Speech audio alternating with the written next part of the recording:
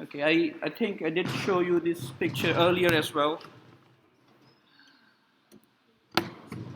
And so you can see some of the diseases that we need to discuss today have a very big impact.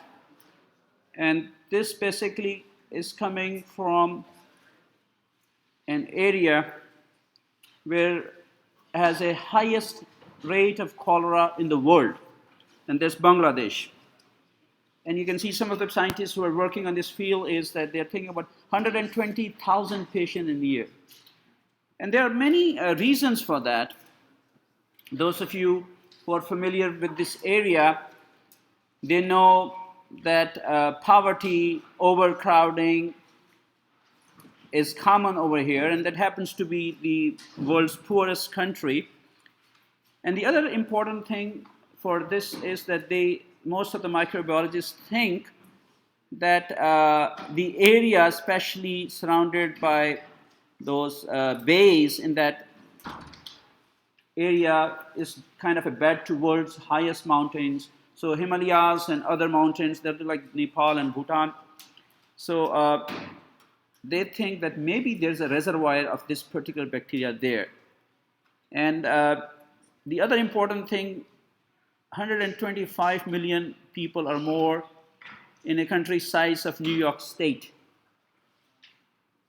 And within one capital, Dhaka, for example, more than 9 million people. So there are many factors when we talk of these kind of diseases.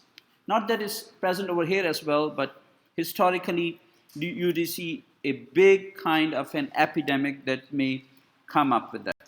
And if you look at history, most of the historians, they wanted to trace, especially cholera, they think that it is coming from one area, especially in eastern part of India, Jessore, and they think historically, even in the past, they think that travelers or people who were there traveling from this area were the one who brought it from here to Afghanistan, Iran, and all the way to Moscow and Europe, and via this route to spread over the world. So there is a pattern there in which sometimes the disease spreads. So it took over a bigger part of that area. And then again, the important thing is mountains. There's another clue over here that they think mountains basically are reservoirs, and when they have monsoon season, it rains and brings these microbes down into water, and then it comes to the river and so on and so forth. But if you look at the history, especially for cholera, because the number of patients that were killed because of that, even in European history, you will see quite a few people were sick, and the wards get overcrowded. So ward got overcrowded, and there was a big problem. The other important thing for Vibrio cholera is that if you pay attention to some of the impact that this particular disease has in countries where this disease is endemic, and then they have all these problems of overcrowding, lack of hygiene, and so on and so forth. So you will see things are a little bit different. I'm going to show you one of the impact slides to tell you how does the cholera patient's bed look like. So that's like a typical bed for the cholera patient, and it will give you an idea because of the extent of diarrhea that this patient gets. So that's very important for us to know. The other important thing is that the number of bacteria causing disease. So you have to consume about 100,000 Vibrio cholerae to basically get ill. And then again, you can see how much water they pass. So they are passing out pints and pints of water, and these water, especially diarrhea fluid, has nothing but billions of bacteria. So this is a challenge for patients, challenge for many different things, especially in Africa and Asia. So many times, if such an epidemic breaks, they will have a ward like this, because patients don't have energy to move from the bed, and then they will kind of make a hole there, and let the patient sit over there. And many a times WHO and other people would have these artificial hospitals or temporary hospitals, and you can see from here a typical ward. And the challenge over here is because people get dehydrated, they're going to vomit, they're going to pass stools, and then you can see most of the death that occurs in these diseases is because hypovolemia. And loss of fluid, you've got acidosis and potassium deficiency. So we basically want to compensate for the lost fluid than to use antibiotics. And again, the complications of losing water could be renal failure, pulmonary edema, and so on and so forth. And recently, in recent times, especially in underdeveloped areas in Africa, I'll give you one of the examples that because it caught news just to give you the impact of the disease is in Congo.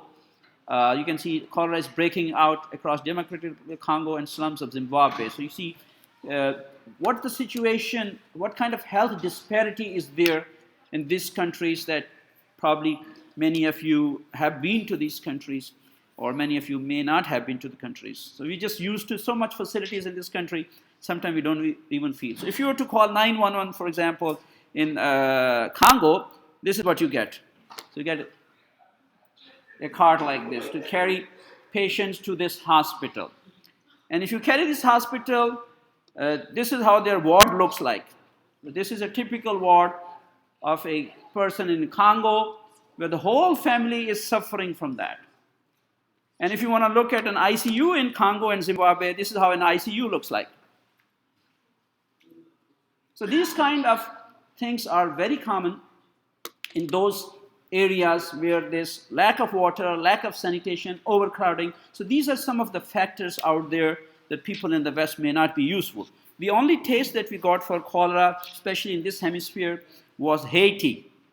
And you remember, I think 2-3 years ago, there was a cholera epidemic after the earthquake. So those of you who've never been to Haiti, and I've never been to Haiti though, I would have thought South America, maybe it's like in America. But if you're not familiar, I just got a few CDC pictures for you to look what kind of life people are living and what kind of slums are we talking about and where are these Vibrio Cholerae developing. So these are CDC pictures I just picked up to show you what can you do to help these people and the life these people, I mean, we would have kind of imagined how are they surviving, for example. So this is basically a disease that needs more than antibiotics. This is a disease that needs more than what we are trying to do. And you can see a typical scenario. I have no answer for that, but it will give you a health disparity, some kind of, a basic human necessity to have drinking water and to have a toilet facility or washroom facility. I do remember there was an article in NPR. This is one person, he called all the hotels in the USA and asked them, what do you do to the soap in your hotel room? Because what they normally do is they change it daily. They don't even care. You just used it, or once you take it out of the wrap, it's there, they will garbage it and put a new one over there because you are paying $250 per night. So he asked them to keep it for him so that he can send to Haiti. So at least those people out there can see soap to wash their hands. That alone, antibiotics are pretty expensive. They're not that cheap. So we are, if you compare that, we are in a totally different world. So we maybe are trying to think of this virulence factors just to pass their exam. So they are actually going through this virulence factor with the price of their life. Okay, so Vibrio cholera, I just wanted to say that has a very important impact on those areas, countries, and places where they don't even have drinking water. And let alone children, pregnant women, sewage, you name it. I mean, for us, it's a totally, totally different world. So anyway, this is how a curved bacteria looks like. And again, it has a flagella, because that will show you a message that the ability of it to cause a virulence. There are quite a few, this particular genus Vibrio, you may have heard in the news they talk about flesh-eating bacteria. So that's what it was. they think it does eat flesh. Vibrio, it is sometimes there in our water as well. And then again, for human studies, there are three important pathogens, species. Vibrio cholerae, causing cholera, as simple as that. Vibrio parahemolyticus and Vibrio vulnificus. So these are the three important ones. But the first one is one that I'm going to discuss today, because rest are significant pathogenic, but I would not discuss that today because I just want to pick up a prototype. So gram-negative rot, it ferments, especially facultative anaerobic. It requires salt for growth. So you can see if it's growing in you, it's going to consume your salt, and you will deplete it of the salt. Many a patient who die because of loss of water and loss of electrolytes. That's another challenge, especially Pediacare, Pedialyte, things of that nature have to be given to them. All of the strain mostly have O cell wall antigen. And the other important thing, and you must have figured by now, maybe it's like fourth or fifth bacteria that I'm discussing today so far, that has a toxin which has a complex AB toxin. So typically AB toxin is there. And then not only that, there is a toxin in the pilus as well. And then infection, if depends upon the number of bacteria that you consume. It could be anywhere from mild diarrhea to very severe diarrhea, and could be fatal, as you saw it happens in young children. They were all given IV fluids because whatever you are drinking, you're throwing up. This is an electron micrograph of Vibrio cholera, typical with a single polar flagellum. Polar flagellum means it's one of the poles. It's not like around so this will kind of give a unidirectional movement for this bacteria. And again, this is another scanning electron micrograph. You see a comma-shaped typical structure. Now the question is that what can we do? Before we come up with a drug, we need to find out how does it cause pathogenesis? How does it cause virulence? And so far, we have found out that two basic mechanisms that they cause problem is that they produce toxin. And the second problem that they have, they express a toxin which is co-regulated by the pili. Now, also keep in mind, again, the basic genetics that we've been talking about so far.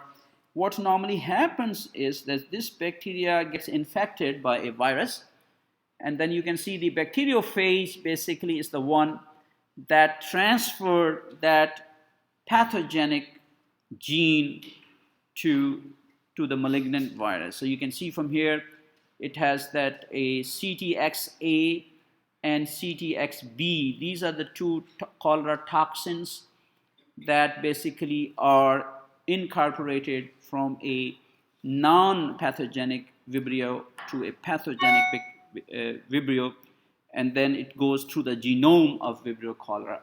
And again, why do we need to know? Because we need to stop that happening. So we need to do something for that. Based upon your informatiophages work, you know that there are two types of bacteriophages. One is when they grow in the bacteria, they're going to lyse it open, we call lytic, and one will not. So it happens both ways. They can only be released without causing cell death, or they can cause the cell death as well. Most of the time, they are the lysogenic bacteriophages, where you have a accessory cholera enterotoxin. So there are three important genes that are there.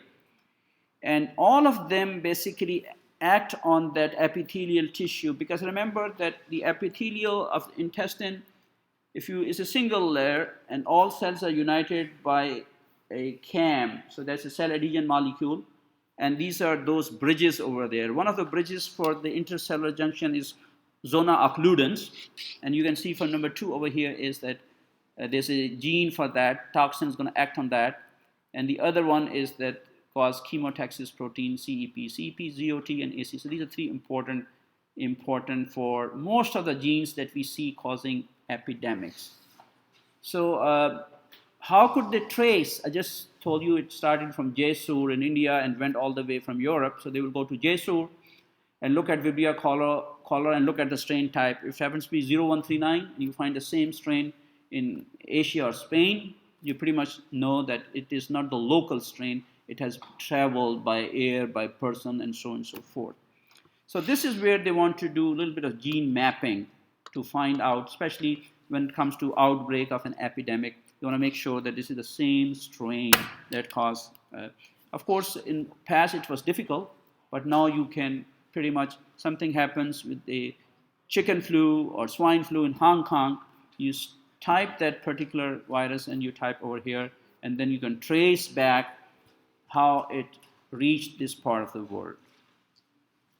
Now, having said that, again, I'll review a little bit of how does an AB toxin causes this disease. For like any other toxin, you need to know whether it's a heat labile or not. This one is a heat labile enterotoxin for Escherichia coli. So this means if you boil it for some time, it's going to disappear.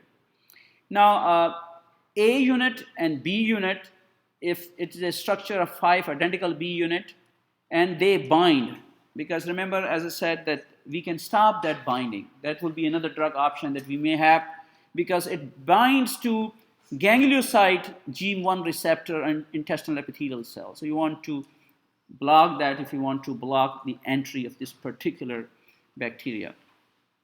Now, another mechanism for these toxins is that basically the active portion, A stands for active in this part, is internalized. It goes into the cell and interacts with G protein, because G proteins are the one that control adenyl cyclase.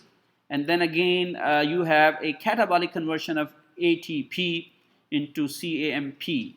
So that's again the basic concept in terms of why do we lose electrolytes. So you can see this whole process where toxin will increase the cyclic AMP levels will cause loss of electrolytes and hypersecretion of water, and that's the basic problem that we have in these patients.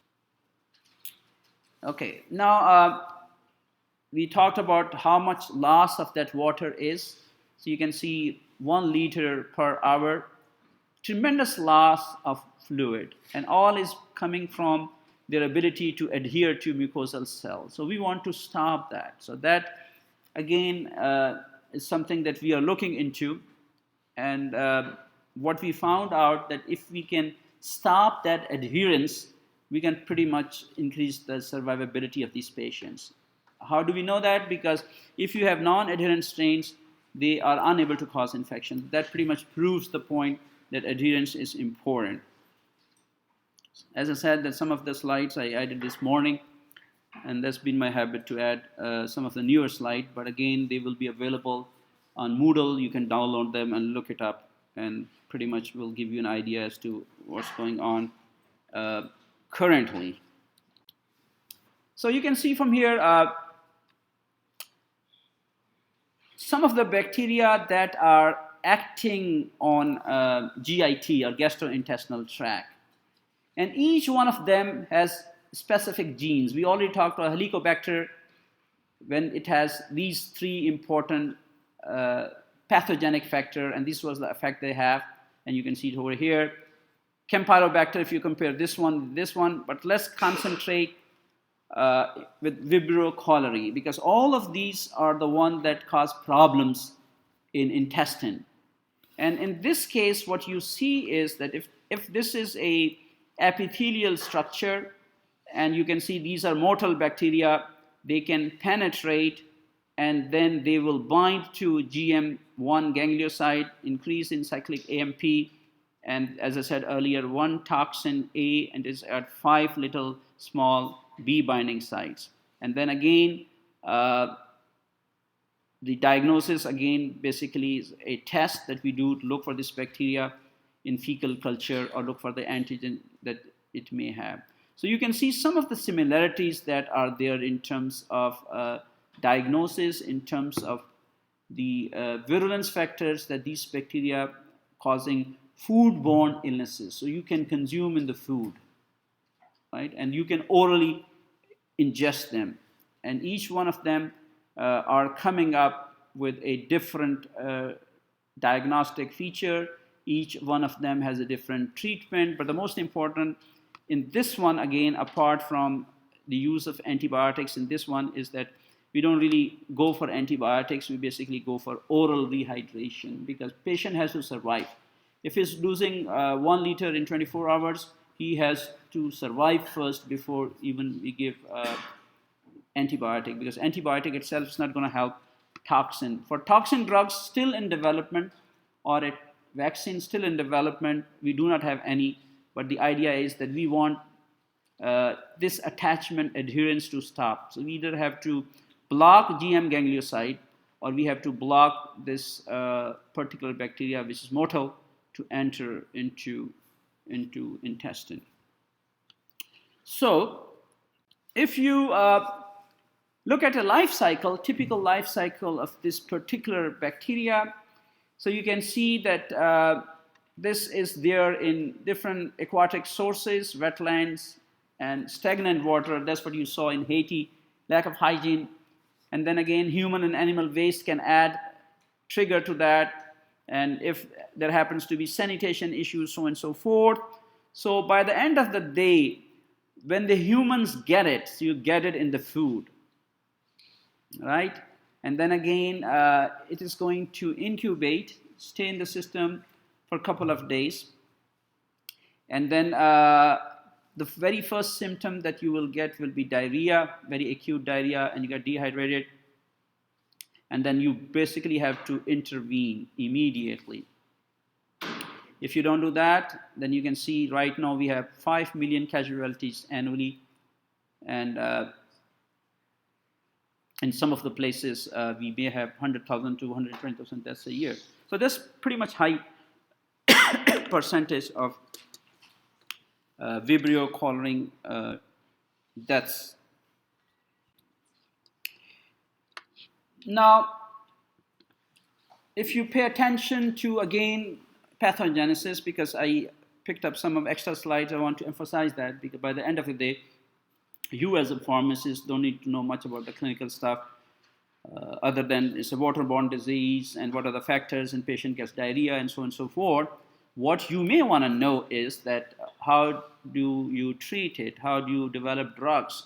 So you know for sure that the cholera toxin over here, as its AB toxin, it is going to attach to GM1 ganglioside. These are specific receptors, right? The other important thing that you will see that there's some other receptors as well which are there. And the most important one I can tell you right now is neuroaminidase. And neuroaminidase, if you are familiar with H1N1 virus, when we talk about flu virus, H1 basically means heme agglutinin and N means neuroaminidase. So your drugs that you use for flu is basically Tamiflu. So that's what they're targeting. So the Tamiflu is targeting one of those receptors for viruses. So we're trying to use the same concept over here.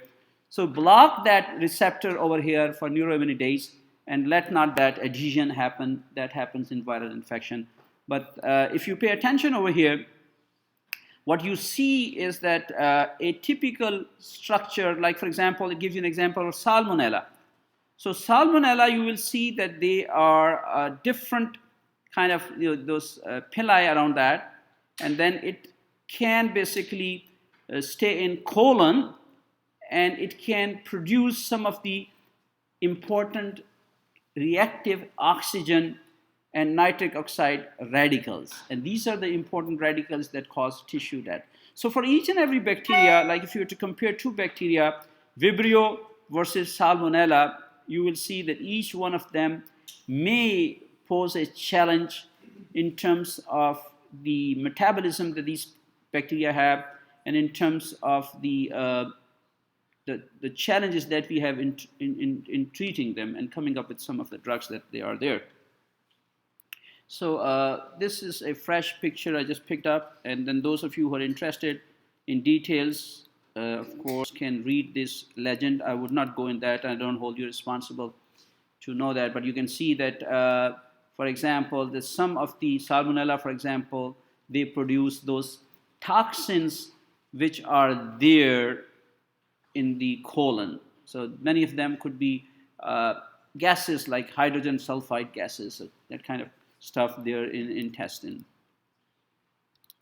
Now, we already have talked about a clinical picture. There is an immediate onset of watery diarrhea and vomiting. So that's the clinical picture of, it's always an epidemic. So that's why in the picture that I show you, whole family, because they all must have consumed the same water.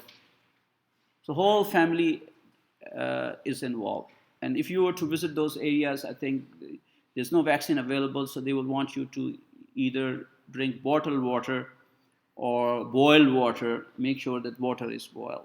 Otherwise, if you don't take care of that, you may progress to very severe dehydration, metabolic acidosis, hypokalemia, meaning less potassium, and then again hypovolemic shock. Sometimes those Vibrio that don't have that toxin, they are toxin negative, they can cause milder forms, and again we can serotype that. Okay, and this is from your book. It's not from your book, it's from another textbook, sorry. So you can see from here, as I said, a very common question asked is that as compared to other bacteria, we need hundreds of teeming bacteria in your food to cause an infection. And the other important thing is that because they are sensitive to acid, so this means that most of them will be killed by the acid in the stomach, unless and until you are taking antacids. If you're taking antacids, you basically are already neutralizing. That's why antacids have a lot of complication and contraindication. This is one of the contraindications you have. They will come and sit in your small intestine, and then again, depending upon their motility, they will produce mucinase, which attach to those receptors that we talked about. Toxin will be produced, and you have a massive loss of electrolyte. Now remember one thing for pathogenesis, that's what I think I brought this picture up over here, that if you were to do biopsy of intestine, you would not see any damage to enterocyte. There is no blood or white blood cell in the stools. So that's the differential diagnosis, that it is just the loss of electrolyte balance and loss of water that is causing a problem. So bacteria itself is not invasive per se.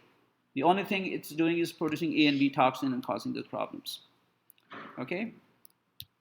The other important thing, apart from what we have discussed so far, that cholera stools, basically they are called typically rice water stools. Rice water stools are the typical feature for that, and then they have a distinctive fishy odor. So those are two important aspects. The moment you see in differential diagnosis that if you look at diarrheal diseases and you look at diseases caused by E. coli or diseases caused by other bacterium as compared to Vibrio cholera, you will definitely see the most important thing is that they have a rice water stool. And those, especially in Bangladesh, people pretty much know what rice water means because it's very common over there. So I think that's the term that they normally use. But what may happen is, remember the concept for polymicrobial.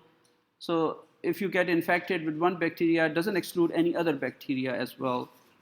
And tomorrow we may come up with some Vibrio that can be invasive as well. And since they have some of other toxins that typically are not known to cause bloody diarrhea, but it depends upon, again, person, it depends upon existing co-infection, it depends upon many other factors that you may be able to see a little bit of tinge of mucus and a tinge of blood in any bacillary dysentery.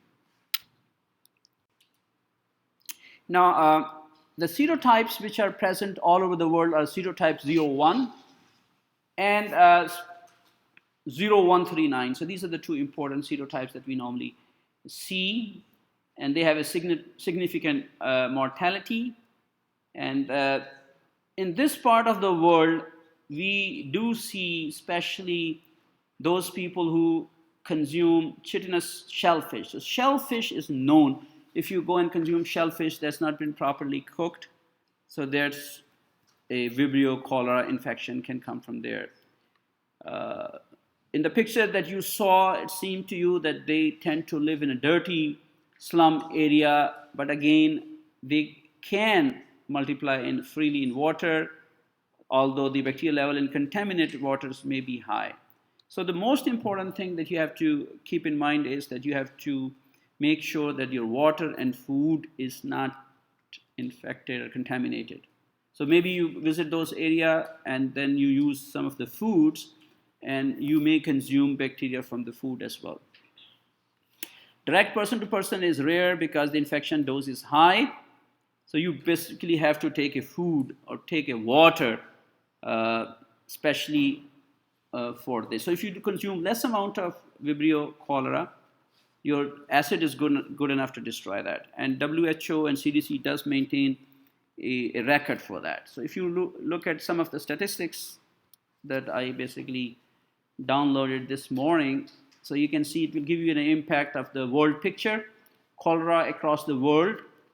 And you can see it's like all the data that they have accumulated between 2007 to 2009. And this is coming from some of the cases that may have been officially reported. But keep that in mind, some of the countries may not officially report. So you can see most of the African countries over here have a very, very high incidence. So you can see by the number of the bigger the ball is, the bigger the number of incidences are. So you can see all these countries over here, and then of course Iraq, Afghanistan, India, so on and so forth, and even small part of the China. So the assumption is that there is none over there because of the tight FDA regulations and because of the standards of health and consumable water and pretty much patient education and so on and so forth. So you can see from here that a number of cases tend to be more in Africa, especially southern part of Africa and Southeast Asia. So that's what you see, maximum number of the cases. Some of the other graphics that you will see in terms of WHO provision is a cumulative data from 1989 to 2013. And you can pay attention to Oceania, Americas, Asia, and Africa. So you can see the number of cases that they have seen over time. And most of them, other than Oceania, you will see more in Africa. So so if you see this kind of a pattern, so if I was to ask you what kind of pattern that is, what kind of that epidemiological pattern is that you see, especially in Africa? If I was to ask you the pattern of the data that you normally see, epidemic or endemic? Endemic. Endemic means there are always a constant number of cases present. It's always there. It never goes away. Epidemic is that goes up and goes down.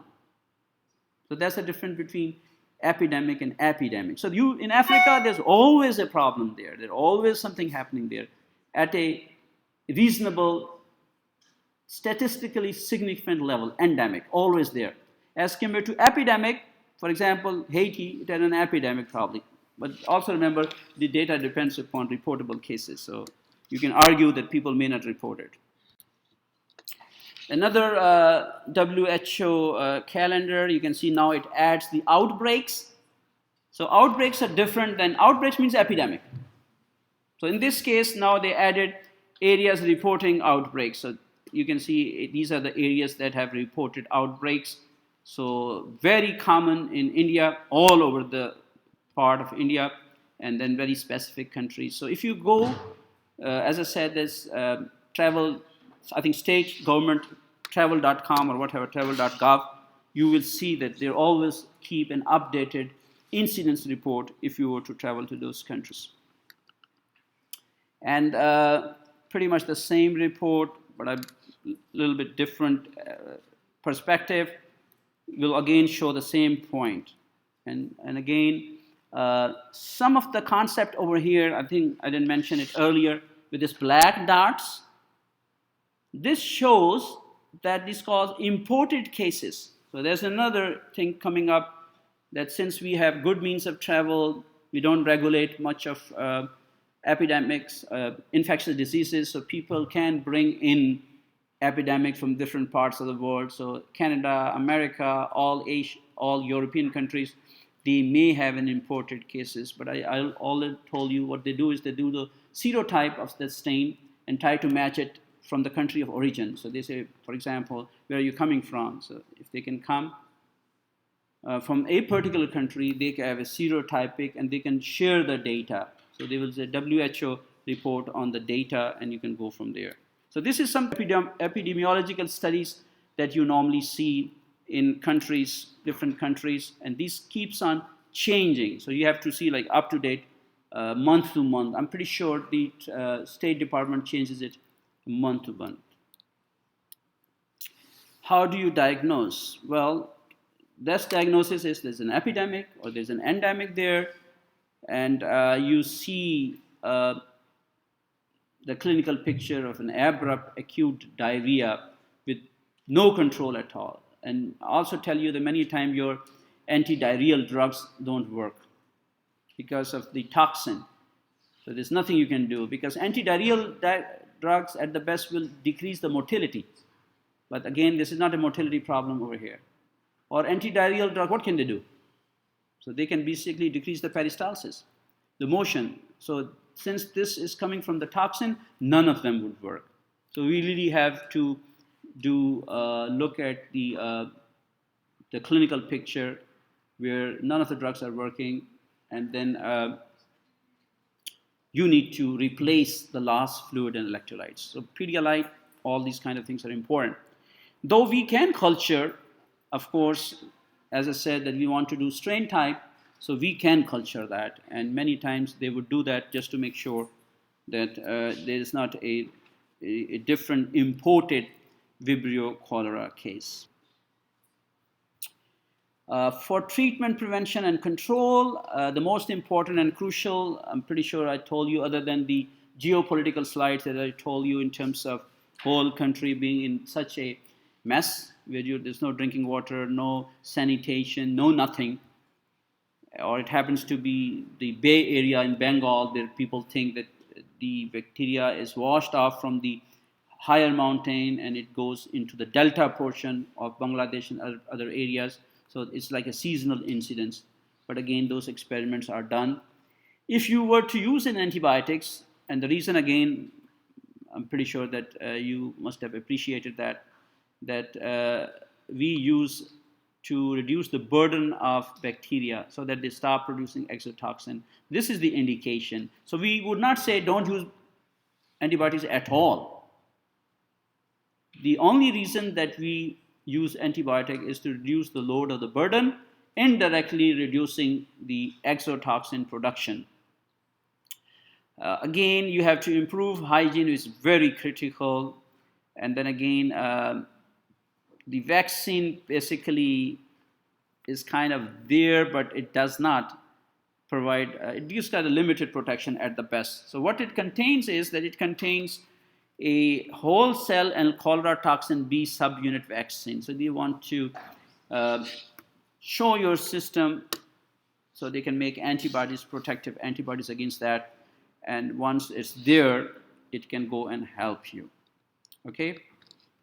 Again, as I said, that some of the students did help me to kind of update them, and I do see that they have always added summary for the flashcards. Again, this is some of the critical bullet points that are there on your online resource of that particular book, giving you a case study and then giving you some of the important cramming material which is there, what is the essential facts. But that's a good way of you if you don't have to speculate what is it that people want to know and what is it that people would ask you in terms of some of the facts which are there and very important in terms of Vibrio cholerae. And again, you will see, especially in this part of the world, that people who, especially California, I heard for some reason, has a high incident because of this chitinous shellfish, especially for those cultures where they take like half-cooked or uncooked or whatever. Again, pretty much the same story. Well, in the slide you may not notice it, but when you notice in terms of those flashcards, it says that most of the pandemics are from 01 serotype. So that was important. The other Vibrios are there. If you look at some of, especially in this country, since we have a better control of Vibrio cholera, so we may have a problem with Vibrio parahemolyticus that you may see in clinical practice, because that pretty much is associated with shellfish. People who consume shellfish have a crampy diarrhea. It's kind of explosive. And the other important thing is that you normally see if in terms of Vibrio vulnificus, especially in seawater, so those people who want to swim in seawater, they have typical wounds. That's what the flesh-eating concept was coming from. So they show that kind of a bully, they show tissue necrosis, and sometimes it may lead to septicemia when that particular goes. Because remember, if I was to ask this question of what is among these three bacteria will cause septicemia, so you can see the only septicemia that is coming over here basically is Vibrio vulnificus, because the other thing is we're not worried about septicemia, we are more worried about the toxin, right? And then just to recap, I did talk about bacteriophage, I did talk about the toxins that are there because of the vaccine that we are preparing. I did talk about some of the pathogenesis. We talked about ganglioside receptor 1 and how it attaches, and the typical A and B toxins that we normally see in these type of foodborne illnesses and these type of illnesses that have happened in the past and still are open, and there could be an outbreak at any time. Okay, so I'll end here.